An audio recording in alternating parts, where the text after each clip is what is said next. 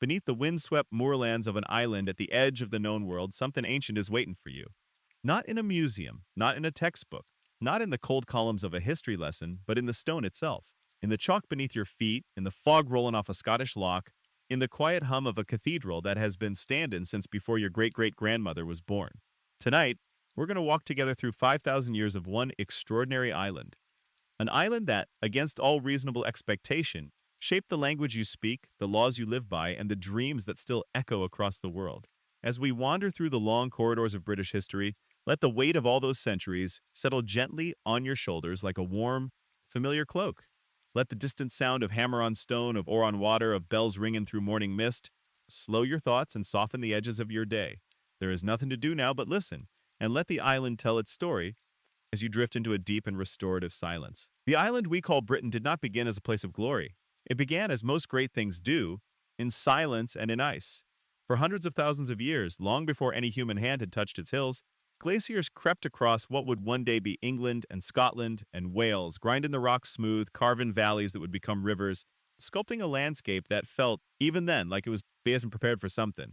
The ice came and retreated again, each time leaving behind a slightly different world. Lakes where forests would grow, plains where cities would one day rise, coastlines that shifted and changed as the sea itself made its slow, patient decisions about where it wanted to be. And then, somewhere around 8,000 years before the birth of Christ, the world warmed. The great sheets of ice began, finally, to let go. Water that had been locked and frozen for millennia melted and flowed, and the land that had been buried for so long slowly, tenderly emerged. Trees came first, birch and hazel and oak, creeping northward across a landscape still soft and uncertain. Then came the animals. Deer moving through the new forests, wolves padding along the ridgelines, wild boar rooting in the undergrowth, and behind them, following the animals, as animals always do, came the first people. They came on foot in those earliest days because Britain was not yet an island at all. There was a great flat plain of land connecting what we now call England to what we now call the European continent, a low marshy expanse that geologists have named Doggerland, after the Dogger Bank in the North Sea, where its submerged traces still occasionally yield ancient tools and bones to the nets of fishing trawlers. These first Britons, if we can call them that, were hunters and gatherers, small groups of people moving with the seasons, following herds, camping along riverbanks, reading the land the way we might read a book. They left behind almost nothing: a few flint tools, some scattered bones, the faintest impressions of hearth fires in ancient soil. But they were here, and they were watching the land take shape around them. They were present for a change that would define everything that followed: the slow, inexorable rise of the sea. As the ice melt continued and the ocean swelled, Doggerland began to flood. First the lower plains, then the higher ground, then the narrow ridges that had connected Britain to the continent. All of it, over thousands of years, slipping quietly beneath the waves. By around 6,000 years before Christ, Britain was an island. The people who had come across the plain were now, without any choice in the matter, islanders. And that fact, that simple geological accident of geography, would shape absolutely everything about what happened next. It is worth pausing here to consider what it means to be an island people. There is a particular psychology that develops in a culture surrounded by water, a sense of being simultaneously protected and confined, simultaneously unique and isolated. The sea for the people of Britain was never just water. It was a boundary and a highway, a danger and a resource, a wall against invasion and an invitation to trade. It gave the island its mist and its drama, its sudden storms and its long, gray, meditative silences. The British relationship with the sea is not incidental to British history. It is the core of it, the thing around which everything else orbits. And that relationship began the moment the last land bridge disappeared beneath the waves. And the people on the island looked around and understood, in whatever way people understood such things 10,000 years ago, that they were alone. The Neolithic period, which we might call the New Stone Age, arrived in Britain somewhere around 4,000 years before Christ, carried by farmers crossing the water from continental Europe in small wooden boats. These were not conquerors exactly, or at least, the evidence suggests a more complicated story than simple displacement. They brought with them something transformative, the idea of agriculture. The idea that instead of following animals across the landscape, you could stay in one place and grow food, raise cattle, shape the land to your will rather than being shaped by it. This single idea, patient, profound, revolutionary, changed Britain forever. The forests that had grown back after the ice began to be cleared. Fields were planted with wheat and barley. Cattle and sheep grazed on hillsides that had never before known the weight of domesticated animals. Villages appeared, small and tentative at first, then more permanent, then more numerous, until the whole island was threaded with the patterns of human settlement in a way it had never been before. And these Neolithic people built. Oh, how they built. Not in wood, which rots and vanishes, but in stone, great, heavy, immovable stone that was meant to last not just one lifetime or 10 lifetimes, but forever. The monument builders of ancient Britain are something that never quite stops astonishing those who think carefully about them. Consider what it meant to quarry a stone weighing 25 tons, to move it across dozens of miles of rough terrain using only human muscle and ingenuity, to raise it upright and set it precisely in alignment with the rising sun on the morning of the summer solstice. Consider the number of people required, the social organization demanded, the shared belief that made such labor feel worthwhile. These were not primitive people stumbling through darkness. They were architects of faith, engineers of meaning, builders of a world in which the sky and the earth were in constant sacred conversation. Stonehenge is, of course, the most famous of these monuments, and it deserves every bit of the reverence with which we approach it. But it is worth remembering that it was not built all at once, and that it was not alone. The monument we see today is the result of centuries of construction and reconstruction, beginning around 5,000 years ago with a simple circular ditch and bank of earth, and evolving over the following 1,500 years into the ring of massive standing stones that still anchors the Salisbury Plain with such quiet authority. The blue stones, weighing up to 4 tons each, were brought from the Preseli Hills in Wales, a journey of over 200 miles. The larger sarsen stones, some weighing as much as 25 tons, came from Marlborough Downs, about 25 miles to the north. Why? How? To what purpose? These are questions that archaeologists and historians have been asking for centuries, and the honest answer is that we still don't entirely know. We know that the monument aligns with the sunrise at the summer solstice and the sunset at the winter solstice, suggesting a deep connection to the turning of the year. We know it was used for burial, at least in some periods of its existence. We know it drew people from across Britain, and perhaps from farther still. But the full meaning of Stonehenge, the prayers that were spoken there, the stories that were told in its shadow, the name that its builders gave to it, is lost to us, dissolved into the 5,000 years of wind and rain that have passed since the last stone was raised. There was a man, let us imagine him, who stood inside that circle on a morning in the autumn of some year, whose number we could never say. He was middle-aged, perhaps, or what passed for middle-aged in a world where life was shorter and harder than ours. His hands were calloused from years of work. His back ached from the posture of a man who had spent his life bending and lifting. But on that morning, he stood straight, watching the pale light shift across the great stones, and felt something, a weight lifted, a sense that the world was larger than his daily work, that the turning of seasons and the patience of stone were part of a pattern that included him. Even now, even in his smallness, he had no way of knowing that 3,000 years later, strangers from places he couldn't imagine would stand in the same circle and feel the same thing. Maybe that wouldn't have surprised him. Maybe that was precisely what he was building it for. And so we turn to the Bronze Age, which arrived in Britain around 2,200 years before Christ, and which brought with it a metal that changed everything. Bronze, an alloy of copper and tin, is harder than stone and can be shaped in ways that stone cannot. With bronze tools, forests could be cleared more efficiently. With bronze weapons, warfare became more deadly, more decisive, more organized. With bronze ornaments and jewelry and ceremonial objects, hierarchy became visible in a new way. The wealthy could display their wealth in gleaming. Fire lit gold and bronze, and the gap between those who had and those who did not began slowly to widen into something that would one day become the class structures that defined British society for millennia. The Bronze Age in Britain was not a period of dramatic events, not in the way we usually think of dramatic events, with battles and names and dates. It was a period of slow accumulation of people, of craft, of trade, of knowledge. Bronze came to Britain through a network of exchange that stretched across Europe, which tells us that even in this early period, the island was not isolated. It was connected, curious, hungry for new ideas.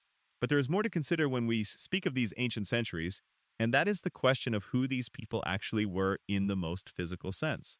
For most of the 19th and 20th centuries, popular imagination filled prehistoric Britain with a somewhat generic vision of fur-clad primitives huddled against the cold. The archaeological evidence tells a more interesting story. DNA analysis of ancient British remains has revealed a population that was, at various points, connected to populations across Western Europe, the Eastern Mediterranean, and the Eurasian steppe. The people who built Stonehenge were likely descended from Anatolian farmers who had moved through Europe over thousands of years. The Bell Beaker people who arrived around 4,000 years ago and seem to have largely replaced the earlier population had connections stretching from Iberia to Central Europe. Britain was, even in its prehistoric beginnings, a place where populations moved and mixed and settled and moved again, a pattern that would repeat itself with variation through every century of its history. The Iron Age arrived in Britain around 800 years before Christ, And with it came the Celts, or more precisely, came Celtic languages and cultures that had developed on the European continent and were now spreading westward and northward, carried by migration, by trade, by the slow diffusion of ideas across porous boundaries. Iron was harder than bronze, more widely available, and when you knew how to work it, more versatile. Iron plows could turn heavier soil. Iron swords held a sharper edge. Iron replaced bronze in tools and weapons across the island with a thoroughness and a speed that speaks to how much better iron simply was at doing the things that tools and weapons needed to do. And with the Iron Age came the Hillforts, those extraordinary earthwork enclosures crowning the heights of chalk downlands and limestone ridges across southern Britain, some of them so large that they contained entire communities, with streets and houses and storage pits and craftsmen's workshops. Maiden Castle in Dorset, perhaps the greatest of them, enclosed an area of 47 acres behind ramparts that were in places more than 80 feet thick and 50 feet high. Standing at the base of those ramparts today, worn by 2,000 years of weather, you can still feel their mass, their intention, their message to anyone approaching from the valley below. This place is defended. This place is ours. The Iron Age Celts of Britain were not the wild, disorganized barbarians that later Roman writers would depict. They had sophisticated art, the swirling, interlaced patterns of Latin style that decorated their metalwork with a beauty that is never gone. Entirely out of fashion, that still shows up in modern Celtic knotwork designs and tattooed arms and the borders of wedding invitations. They had complex social hierarchies with warriors and druids and craftsmen and farmers each occupying a defined place in a world that was ordered, if not in the Roman fashion, then in its own deep and particular way. The druids, those priestly figures who have haunted the British imagination, for centuries were not simply religious figures but scholars, judges, teachers, and keepers of an oral tradition so vast and complex that training for the druidic role was said to take 20 years. They met in sacred groves, those druids. They memorized the law and the genealogies and the stories of the gods in verse form so elaborate that forgetting a line was one suspect's nearly impossible. They watched the stars and read the seasons and mediated disputes and presided over ceremonies that connected living community to the world of the spirits and the dead. And then Rome came and everything changed. Julius Caesar crossed the Channel and landed in Britain in 55 BC, not to conquer, but to demonstrate that he could, to make a point, to extend Roman power and Roman prestige into the furthest corner of the known world. He came back in 54 BC with a larger force, pushed further inland, accepted the submission of several British tribes, and then left again, satisfied that he had made his mark. Britain remained outside the empire for another century after Caesar, a century during which Roman goods flooded in through trade, Roman ideas filtered through contact, and British leaders navigated the complicated politics of a world increasingly dominated by Roman power. It was not until 43 AD that the Emperor Claudius ordered a full invasion, sending 4 legions, roughly 40,000 soldiers, across the Channel under the command of Aulus Plautius. They landed in Kent, fought their way inland, and within a few years had established Roman control over the southeastern portion of the island. Claudius himself crossed briefly from Rome to be present for the formal submission of British kings at Camulodunum, the town the Britons called Camulodunum, and the Romans would make into Colchester, the first capital of Roman Britain. Yet the conquest was never clean or complete. There was resistance, fierce, organized, sometimes desperate resistance. The most famous came in 60 or 61 AD, when a queen of the Iceni tribe named Boudicca led an uprising that came terrifyingly close to driving the Romans from Britain altogether. The Iceni, whose territory lay in what is now Norfolk and Suffolk, had been allies of Rome. When the king of the Iceni died, Rome moved to absorb his kingdom directly rather than honoring the arrangement that had been made. Roman officials flogged Boudicca herself and assaulted her daughters. The Iceni rose in fury, and neighboring tribes joined them. The rebel army, which ancient sources put at numbers that are almost certainly exaggerated, but which was undeniably large, swept south and burned Camulodunum to the ground, then Londinium, the settlement on the Thames that would one day become London, and then Verulamium, present-day St. Albans. Tens of thousands of people died. The Roman governor, Gaius Suetonius Paulinus, had been away in Wales suppressing the Druids on the sacred island of Mona when the uprising began, and by the time he returned with his army, 3 cities were ashes and the Roman hold on Britain hung by a thread. But Suetonius chose his ground well, somewhere in the Midlands, in a location that has never been definitively identified, and there he turned to face Boudicca's army with a smaller but more disciplined force. The battle was catastrophic for the Britons. Disciplined Roman legions in a defensive position against a mass of warriors, without coordinated tactics, was ultimately no contest. Boudicca, according to the sources, took poison rather than be captured. The uprising collapsed, and Roman Britain endured. What happened after was, in its own way, remarkable. Rome did not simply crush the Iceni and move on. There were investigations into the treatment that had provoked the rebellion. changes in administrative practice, a recognition, perhaps, that the governance of this cold, difficult island required more than simple force. Roman Britain settled into something that lasted nearly 4 centuries, a long, layered experience of occupation, assimilation, resistance, and coexistence that left marks on the island's culture, infrastructure, and even language that can still be traced today. Roman Britain was a world of remarkable contrasts and connections. The great roads that the legions built, Watling Street, Ermine Street, the Fosse Way, cut across the island with the confidence of people who believed that straight lines were a form of civilization, and these roads became the arteries through which goods and people and ideas flowed. Towns grew up along them. Londinium became the largest city in the province, a bustling commercial hub on the Thames, connected by river to the sea and by road to every corner of the island.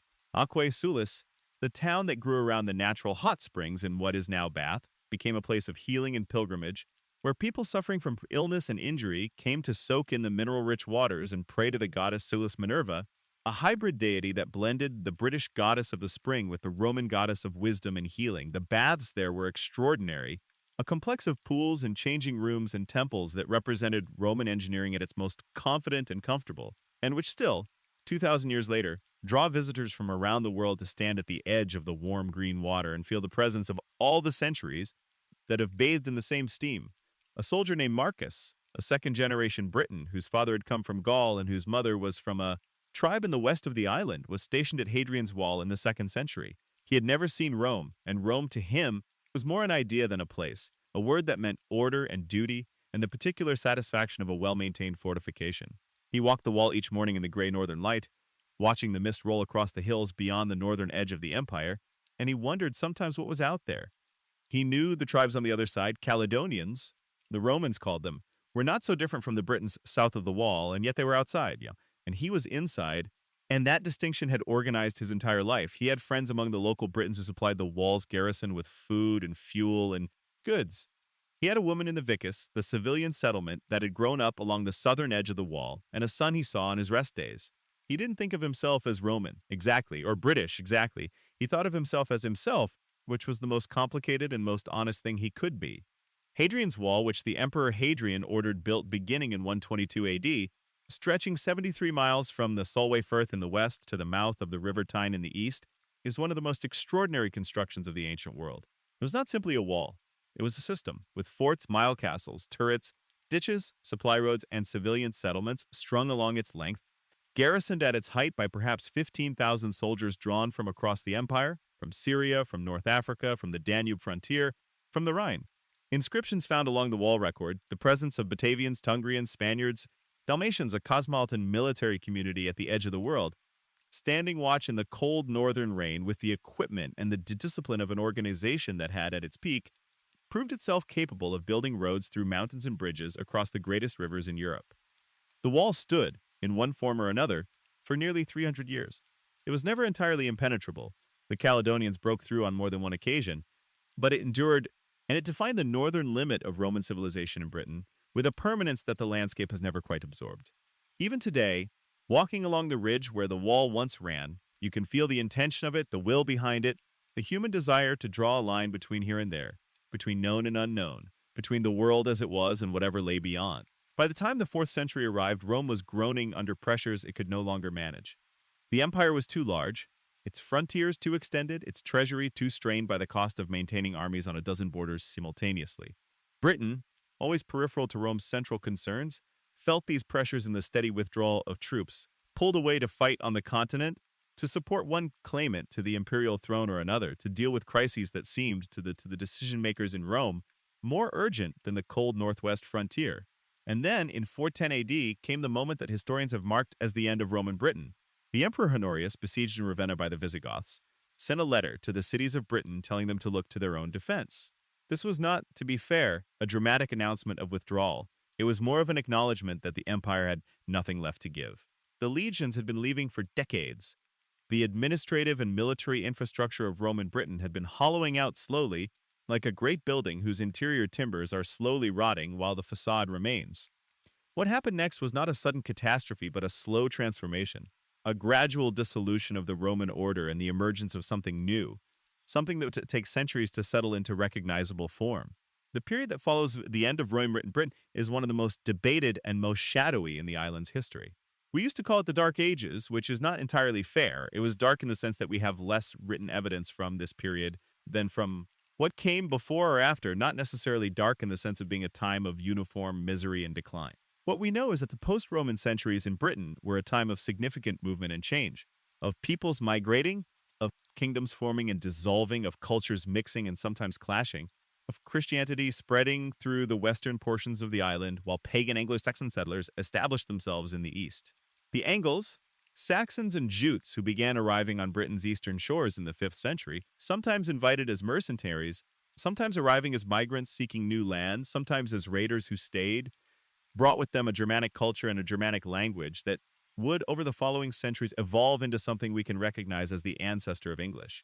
They were not, these newcomers, the destroyers of civilization that they were once portrayed as being. They were people looking for places to live and thrive, and they found them. By the late 6th century, the island that had been Roman Britain had become a patchwork of kingdoms. Anglo-Saxon kingdoms in the south and east, Britannic kingdoms in the west and north, Irish settlements in the far northwest, and a gradually emerging Scottish identity in the region that the Romans had never controlled. Into this complicated, fluid world came Christianity, not for the first time, since there had been Christians in Roman Britain, but now with a new organizational energy. In 597 AD, a monk named Augustine arrived on the shores of Kent, sent by Pope Gregory in Rome to convert the Anglo-Saxons. He found, to his probable surprise, that the process was easier than expected. King Ethelbert of Kent was already sympathetic to the new faith, partly because his Frankish wife Bertha was already a Christian. Ethelbert was baptized, Canterbury became the center of the new church in England, and the conversion of the Anglo-Saxon kingdoms proceeded unevenly over the following century. Meanwhile, a parallel tradition of Celtic Christianity, more monastic in its organization, more mystical in its emphasis, shaped by the Irish and Scottish context in which it had developed, was spreading southward from the great monastic center of Iona, founded by the Irish St. Columba in 563. The two traditions met, compared notes, argued about the correct date of Easter, and eventually arrived at a working synthesis under the authority of Rome. Britain was becoming Christian, and that transformation would shape its culture, its art, its politics, and its relationship with the rest of Europe for more than 1,000 years. The greatest challenge to this slowly consolidating world came from the north and the east and the west simultaneously, in the form of the Vikings. The first raid on England is conventionally dated to 793 AD, when Norse warriors attacked the monastery of Lindisfarne off the Northumbrian coast, killing monks, stealing treasure, and shocking a Christian Europe that had come to believe itself reasonably secure. It was not, in retrospect, a shock that should have been so complete. The Norse had been maritime traders and explorers for generations, and the wealth of monasteries visible from the sea must have been obvious to anyone who knew how to read a coastline. But it was shocking, and the raids that followed, year after year, deeper into the island, along the rivers as well as the coasts, created a climate of fear and disruption that shaped the politics of the following century entirely. And it is in this context that we encounter one of the most compelling figures in all of British history, Alfred, King of Wessex, who ruled from 871 to 899 and who earned, almost uniquely in the English tradition, the title of the Great. Alfred came to the throne of Wessex at a moment of crisis. The Great Heathen Army, as the Anglo-Saxon chroniclers called it, had landed in East Anglia in 865 and spent nearly a decade systematically conquering the Anglo-Saxon kingdoms of the north and east. By 878, the Vikings had pushed so deep into Wessex that Alfred was forced to retreat to the marshes of Somerset, to the wetlands of Athelney, where he famously spent weeks in hiding, sheltered by a local woman who, not knowing who he was, left him in charge of her cakes and found, on her return, that he had let them burn while thinking about the defense of his kingdom. The story may be apocryphal, but it has survived for 1,200 years because it captures something true, that even the greatest leaders are, in their moments of crisis, just people sitting by a fire, their mind somewhere else, letting things burn. Alfred did not let his kingdom burn. From the Somerset marshes, he reorganized his forces, sent word to the loyal Thegns of Wessex, and in the spring of 878 emerged to fight the Battle of Edington, a decisive victory over the Viking leader Guthrum that saved Wessex and arguably the future of an English nation. What followed was not simply military but cultural. Alfred understood that defeating the Vikings in battle was not enough. He needed to build a kingdom that could withstand future attacks and a people capable of defending it. He created a network of fortified towns, burhs, distributed across Wessex so that no settlement was more than a day's march from a defended position. He reorganized the military system so that fighting men could be sustained in the field for longer periods. He negotiated the Danelaw, the partition of England that gave the Vikings the north and east, while leaving Western Mercia under Anglo-Saxon rule. And then, remarkably, he turned his attention to the life of the mind. Alfred was literate in Latin, unusual for a layman of his time, and deeply concerned that the Viking raids had destroyed so much of the learning that the monasteries had preserved. He imported scholars from Wales and the continent, established a court school, and began a program of translating the most important works of Latin scholarship into the English vernacular so that they could be read by people who had no Latin. Among the works he translated it himself, or at least substantially supervised, were Boethius's Consolation of Philosophy, Gregory the Great's Pastoral Care, and Orosius's History of the World. He did this not because he had nothing else to do, but because he believed that a kingdom without learning was a kingdom without a future. He was right. Alfred's legacy was not simply the survival of Wessex. It was the creation of a literate, organized Christian Anglo-Saxon civilization that would, within a century of his death, produce the first recognizable king of all England, in the person of his grandson Athelstan, who unified the English kingdoms in 27 and whose court at Exeter was, by any reasonable measure, one of the most sophisticated in northern Europe. Yet beneath this surface of slow consolidation, the pressure from the north did not relent. A second wave of Viking activity, more intense and more politically organized than the first, arrived in the late 10th century under the leadership of Danish kings who were not raiders but conquerors.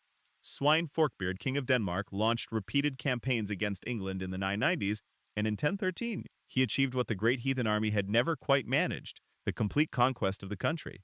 The English king, Ethelred, remembered by history, perhaps unfairly, as Ethelred the Unready, fled to Normandy. Sweyn died within months of his triumph, but his son Cnut pressed the claim and by 1016 was king of England. And here is the twist that makes British history so perpetually surprising. Cnut was an excellent king. He maintained English law, respected the church, married an English queen, Emma of Normandy, the widow of Ethelred, and ruled with enough skill and stability that the kingdom he had conquered settled into something resembling peace. He was simultaneously king of Denmark and later of Norway, making him the ruler of a North Sea empire that, for a brief and impressive moment, seemed capable of becoming a permanent feature of the European political landscape. It did not become permanent. Cnut died in 35, and the empire he had built dissolved into the usual complications of medieval succession. England passed through several short and turbulent reigns until, in 1042, the English nobility reached back into their own tradition and found Edward, the son of Ethelred, who had been living in exile in Normandy. Edward, known to later centuries as the Confessor because of his piety, was a strange and somewhat diffident king, more interested in building Westminster Abbey than in the politics that swirled around him.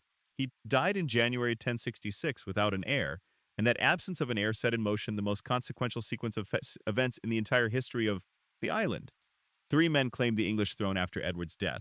Harold Godwinson, the most powerful earl in England, who was crowned king within hours of Edward's death. Harold Hardrada, king of Norway, who claimed the throne through a complicated genealogical argument. And William, Duke of Normandy, who claimed that Edward had promised him the throne and that Harold had sworn an oath to support that claim.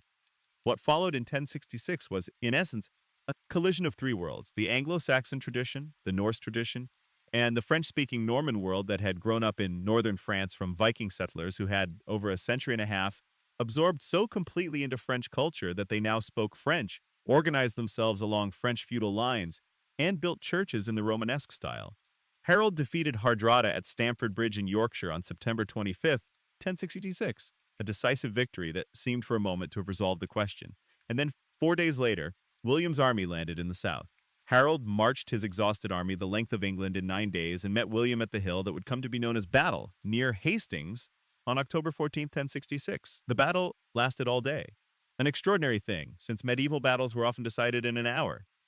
Harold's infantry held the high ground and repelled Norman cavalry charges repeatedly, and for much of the afternoon it seemed possible that they might simply outlast the attackers. Then Harold was struck by an arrow, or so the story goes, though the exact nature of his death has been debated by historians for centuries. Whether it was an arrow or something else, the English shield wall broke, the Norman cavalry poured through the gaps, and by nightfall Harold was dead, and England had a new king. On Christmas Day 1066, in Westminster Abbey that Edward the Confessor had built and barely lived to see, William was crowned King of England, and the island's history turned on its axis. The Norman conquest was not simply a change of ruler. It was a transformation of the entire upper structure of English society. Within 20 years of 1066, nearly every Anglo-Saxon nobleman had been replaced by a Norman one. English was displaced from the language of royal administration by French.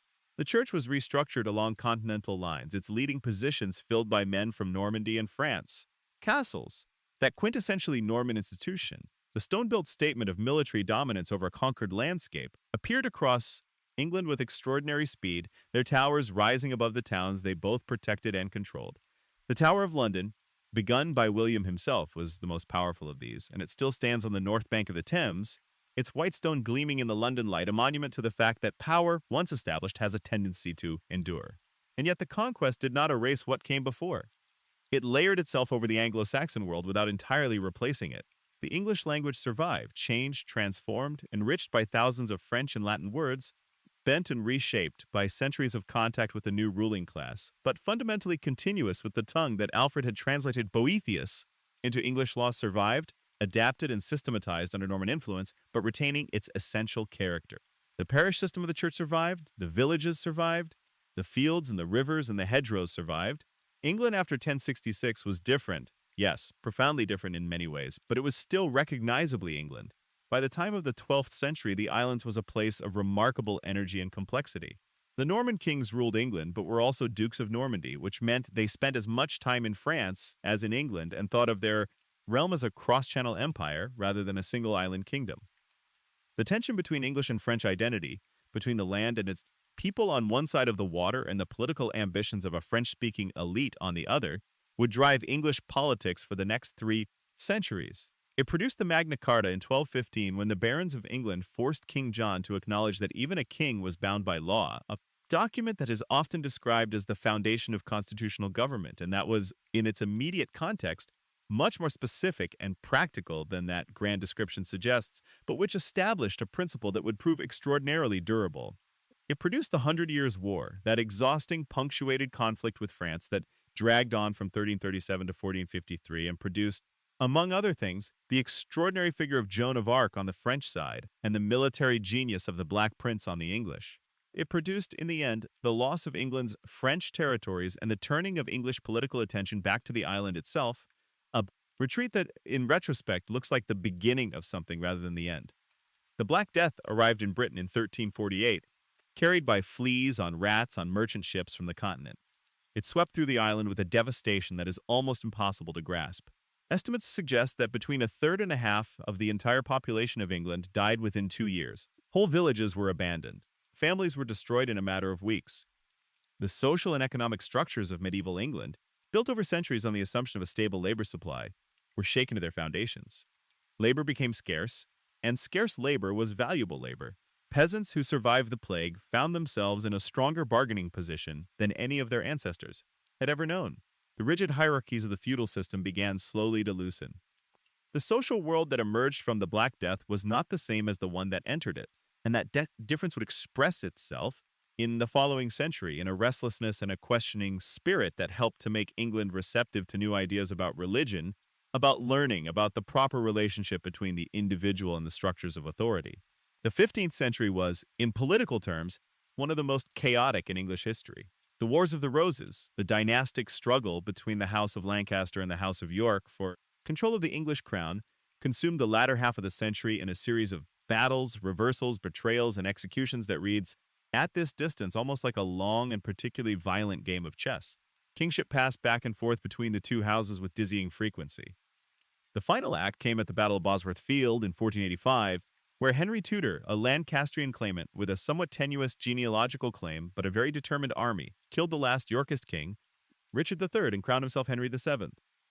With that crowning, the Tudor dynasty began, and with it, eventually, the England that the modern world most immediately associates with the medieval and early modern period.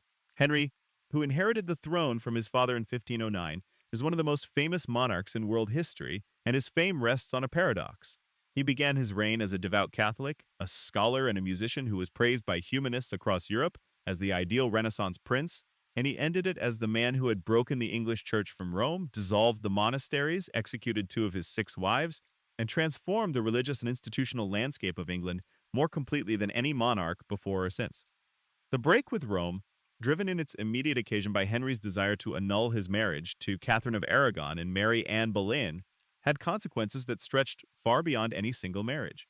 It created the Church of England, a national church under royal, not papal, authority, and it set England on a course that would, over the following century, swing violently between Protestant and Catholic visions of Christian practice, producing martyrs on both sides, before arriving at the peculiarly English settlement of the 17th and 18th centuries, in which religious diversity was tolerated within certain limits, and the Church of England occupied a middle ground that managed to satisfy almost nobody completely but to offend almost nobody mortally.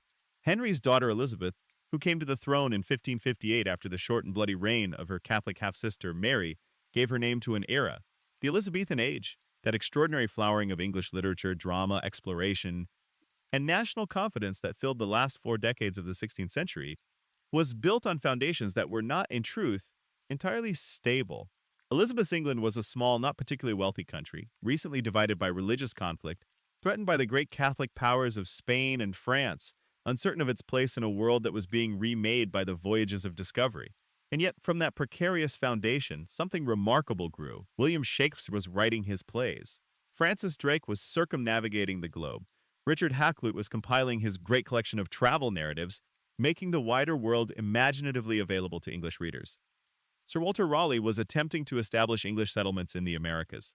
And Elizabeth herself, that shrewd, vain, brilliant, infuriating woman who managed the politics of her court with the skill of a chess grandmaster, was holding it all together by the force of her personality and the power of an image she had constructed of herself as the Virgin Queen, married to England, subject to no man. The defeat of the Spanish Armada in 1588, when the great fleet that Philip II of Spain had assembled to carry an invasion force to England, was scattered by English ships and finished off by the storms of the North Sea, became in English memory one of those moments of national self-definition that feel, in retrospect, almost too perfectly shaped to be entirely true. Elizabeth's speech to her troops at Tilbury, "I know I have the body of a weak and feeble woman, but I have the heart and stomach of a king, and of a king of England, too," is the kind of line that nations write for themselves, whether or not it was ever quite said. But the feeling behind it was real. England had faced the greatest military power in Europe and survived, and that survival felt, to the people who lived through it, like evidence of something, of providential favor, of national destiny, of a particular quality in the island and its people that made them capable of standing against odds that should have been impossible. Elizabeth died in 1603 without an heir, and the throne passed to James VI of Scotland, who became James I of England. The union of the crowns, though not yet of the parliaments or the nations, that began the long process of creating the United Kingdom. The 17th century was, in political terms, perhaps the most dramatic in British history since 1066. It contained a civil war, the execution of a king, the establishment of a republic, the Cromwellian protectorate, the restoration of the monarchy, a second revolution, and the settlement of 1689 that established the constitutional monarchy, which, in its essential outlines, the United Kingdom still practices today. Charles I, who combined genuine personal conviction with a political tin ear of extraordinary consistency, managed to alienate Parliament, the Scots, and eventually much of his own army through his belief that kings ruled by divine right, and that consultation with Parliament was a concession rather than a right. Civil war broke out in 1642. After years of conflict, Charles was captured, tried, and executed in January 1649, the first time in British history that a reigning monarch had been put on trial and killed by his own subjects, an act so radical that it shocked even those who had supported it. Oliver Cromwell, the Puritan general who had done more than anyone to win the war, ruled England as Lord Protector through the 1650s, a decade of moral seriousness, military achievement, and political instability that ended with Cromwell's death in 1658 and the relatively swift conclusion, reached by nearly everyone with influence, that the experiment in republican government had not worked and that the monarchy should be restored. Charles II, the son of the executed king, returned from exile in 1660 to scenes of popular celebration, and England settled into the complex accommodation between royal authority and parliamentary power that would, through further conflict and the glorious revolution of 1688, which replaced the Catholic James II with Protestant William III and his wife Mary, eventually produced the constitutional settlement that made Parliament, rather than the monarch, the ultimate source of political authority in Britain. The 18th century brought with it an extraordinary paradox. Britain, a small island nation of perhaps 7 million people at its start, became, through trade, through naval power, through colonial expansion, and through the beginnings of the Industrial Revolution, one of the most powerful and consequential entities on earth. The formal union of England and Scotland in 1707, creating the Kingdom of Great Britain, added to the existing union of England and Wales a partner that brought with it different legal traditions, a different church, a different relationship with the land, and increasingly a remarkable contribution to the intellectual life of the new nation. The Scottish Enlightenment, centered in Edinburgh and Glasgow in the middle decades of the 18th century, produced thinkers whose influence on the modern world is difficult to overstate. David Hume, the philosopher and skeptic, Adam Smith, whose Wealth of Nations, 1776, laid the foundations of modern economics, James Watt, whose improvements to the steam engine helped to power the Industrial Revolution, James Hutton, whose work on geology helped to establish the immense age of the Earth. Scotland, often dismissed in the English imagination as a cold and backward periphery, was at the intellectual center of the world. The Industrial Revolution, that transformation of manufacturing, energy, and daily life that began in Britain in the middle of the 18th century and spread from there across the world, is perhaps the most consequential single development in human history since the agricultural revolution of 10,000 years earlier. It began with textiles, with the mechanization of spinning and weaving through a series of inventions, the spinning jinny, the water frame, the power loom, that concentrated cloth production in large factories and broke the domestic workshop system that had organized manufacturing for centuries. It was powered by coal, dug from the mines of South Wales and the north of England, by men and children working in conditions that were, by any standard, appalling. It was connected by canals first, then railways, those extraordinary arteries of the new industrial world that covered Britain in a network of iron rails between the 1820s and the 1850s with a speed that still astonishes. And it produced, in the cities that grew up around the mills and the mines and the factories, a new kind of poverty alongside a new kind of wealth. The industrial working class, living in conditions that horrified reformers and were documented by novelists from Charles Dickens to Elizabeth, Gaskell with a moral urgency that still carries force. The British Empire, which expanded dramatically through the 18th and 19th centuries, was the context in which the wealth of the Industrial Revolution was generated and the means by which British power expressed itself globally. At its peak in the early 20th century, the empire covered roughly a quarter of the Earth's land surface and contained a quarter of the world's population. It was built through trade, conquest, settlement, and coercion, through the Royal Navy's dominance of the seas, through the administrative and military infrastructure of colonial rule, and through an ideology of civilization and progress that justified, to those who held it, the domination of peoples whose own civilizations were, in many cases, far older and more sophisticated than Britain's. The empire's legacy is one of the most contested subjects in contemporary British culture. Contested in part because it is not simply history, but living inheritance, shaping the demographics, the culture, and the politics of 21st century Britain in ways that cannot be understood without engaging honestly with what the empire was and what it did. A woman named Ellen, in the winter of 1842, walked 6 miles to her job in a cotton mill in Lancashire before the sun was up. She was 14, and she had been working in mills since she was 8. Her hands knew the machinery the way hands come to know anything they have touched every day, for years with an automatic, almost dreaming competence. She was not happy, exactly, but she was not without small joys. A song she had learned from a girl on her street, the warmth of the mill floor against the January cold, the wages she brought home, that kept her family from the workhouse. She didn't know that in London, men were arguing about reform.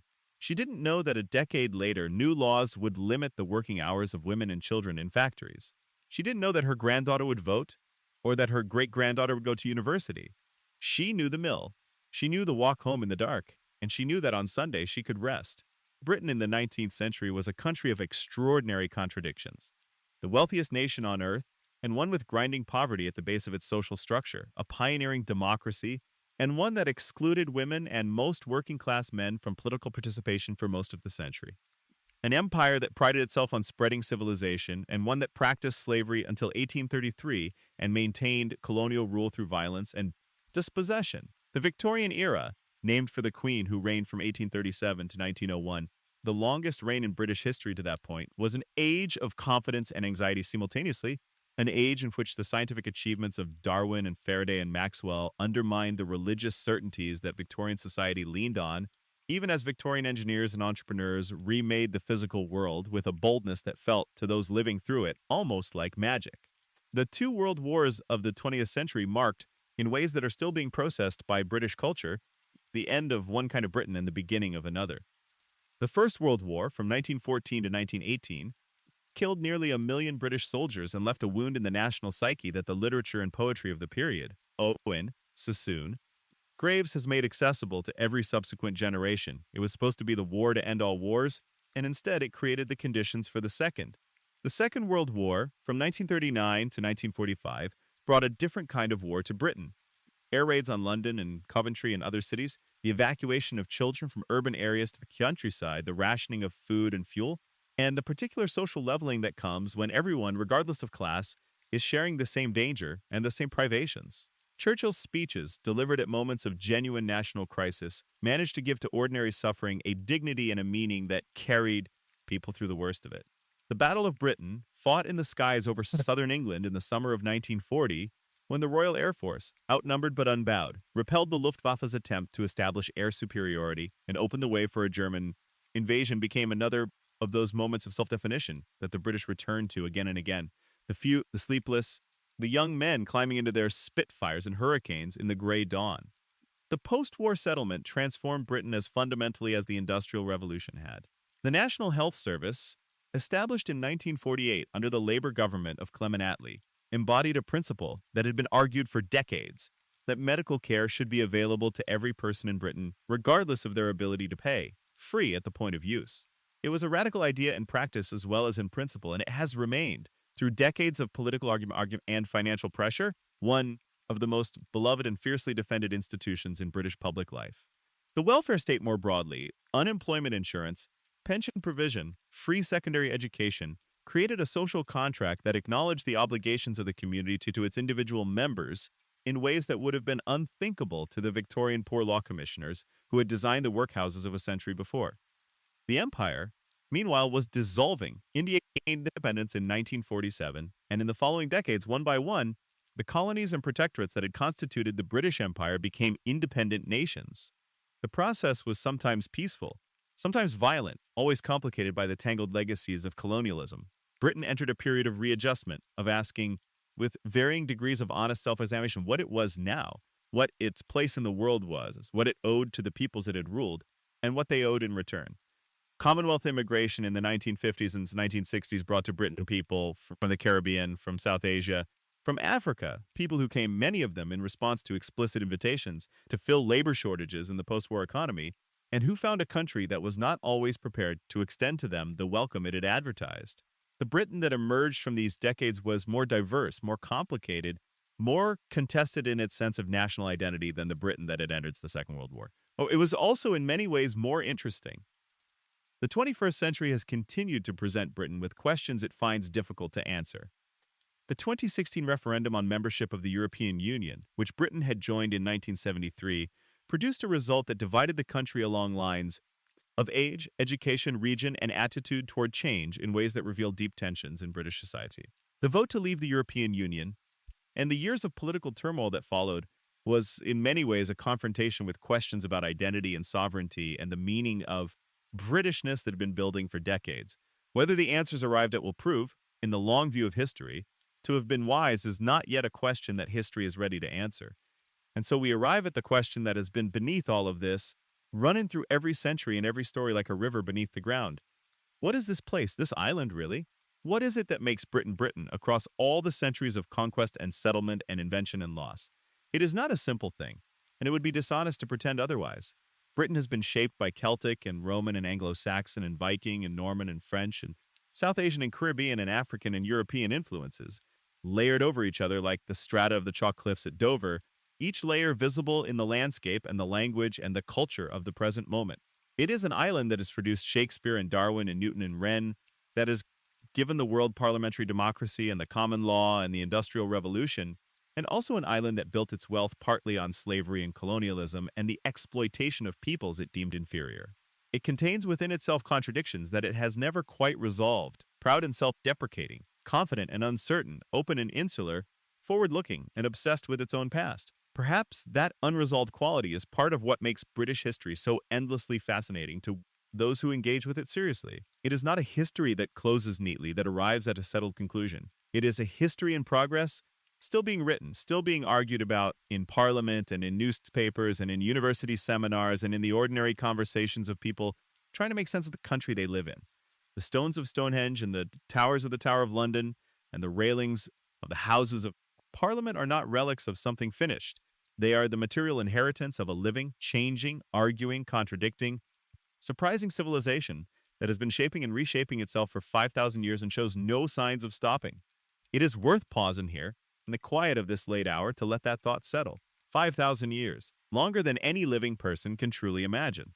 The distance from Stonehenge to now is greater than the distance from Stonehenge to the moment when the ice finally let go of the island and the sea. Rose and the first islanders found themselves alone on their new shore. And across all of that immensity of time, across all the invasions and the plagues and the revolutions and the wars and the slow revolutions of daily life that are harder to see than the dramatic events, but perhaps more important, across all of that, people lived. They fell in love and raised children and argued with their neighbors and worried about the harvest and told stories around fires and built things that they hoped would last. Some of what they built did last, which is why we can stand at Stonehenge or walk the line of Hadrian's Wall or sit in a Norman church in a village that has been a village for 1,000 years and feel, if we are paying attention, the accumulated weight of all those lives pressing gently but persistently against the present moment. And so we are left with an island that is, above all, a palimpsest, that old word for a manuscript that has been scraped clean and written over again and again and again until the layers of earlier writing show through the newest text in ways that blur and enrich and complicate what is written there now. Britain is a palimpsest. Every city, every landscape, every institution carries within it the traces of everything it has been before. London is Roman Londinium and Anglo-Saxon Londonwick and medieval London and Victorian London all at once. It's layers of history compressed into streets that follow Roman roads and church dedications that remember Saxon saints and building facades that record 100 different eras of ambition and confidence and adaptation. To know Britain is to learn to read palimpsests, to see the older writing showing through, to understand that the present moment is not a beginning but a middle, that everything happening now is happening in the context of everything that happened before, and that everything that happens next will be shaped in ways we cannot fully predict by the long, long story of this surprising, complicated, extraordinary island. What remains after all the centuries is not power or empire or wealth, all of which have come and gone and changed their forms and will change again. What remains is the stone, patient and enduring. The megaliths of Orkney and the walls of Chester and the spire of Salisbury Cathedral and the chalk figures cut into the hillsides of Wiltshire and Dorset, animals and giants and horses visible from the air, baffling and beautiful, remnants of intentions we can only guess at. What remains is the language, that extraordinary mongrel, absorptive, expressive English that grew from Germanic roots and was enriched by Norse and shaped by French and salted with Latin and has continued to take in every influence it encounters with a hospitality that is, in its own way, the deepest expression of what the island has always been. What remains is the habit of asking questions, of disputing authority, of demanding that power justify itself, a habit that goes back at least to Magna Carta and probably further to the councils of Anglo-Saxon thegns and the assemblies of Celtic chiefs and the Roman civitas councils where local men argued about local concerns within the framework of a larger system. The British habit of complaint and contrariness and constitutional argument is not a weakness. It is a tradition, centuries deep, of refusing to simply accept that things are as they must be. Tonight, as you rest, somewhere on that island the stones are still standing. The tide is still moving against the chalk cliffs at Dover. The River Thames is still pulling toward the sea, the way it's been pulling since before the Romans built their bridge, since before the Saxons named it, since before anyone was there to watch it go. Somewhere, a nightjar is calling across a dark heath, the same call it's been making since before the Bronze Age. Somewhere, a light is on in a farmhouse in Yorkshire, where a family has farmed the same land for 300 years, and the walls of their house are partly built with stones from a Roman villa that stood there 1,700 years ago. Somewhere, the moon is coming up over Glastonbury Tor, that strange solitary hill in the Somerset levels that has meant something to the people of Britain for as far back as we can look and will probably mean something for as far forward as we can imagine. Hey, before you drift all the way off, if this story found you in a good place tonight, it would mean the world to us if you hit subscribe and left us a like. This channel runs on the stories we tell together, and your support is what keeps them coming. And hey, if you've got one more moment before sleep takes you, drop a comment down below with the time it is where you are right now and where in the world you're watching from. I really love knowing how far these stories travel, whether you're listening from a quiet room in London or a late night in California or somewhere I've never even thought of. It means more than you know. Okay, now, let it all go. Let the weight of all those centuries settle around you now, soft as a blanket, heavy as good sleep. Let the distant sound of waves on limestone carry you further out. Let the image of moonlight on old stone, on the gray megaliths of Salisbury Plain, on the worn ramparts of an Iron Age Hillfort, on the carved columns of a Roman bath. Let that image hold you as the world outside grows quiet and the night gathers you in. The island breathes in the dark. The stones stand without effort or intention. The river moves toward the sea without hurrying. And somewhere in the long and patient grammar of geological time, The ice that once held this island is still melting, drop by slow drop, and the sea is still deciding where it wants to be, the way it has always been deciding, the way it always will. The centuries turn, the island rests, and all is still.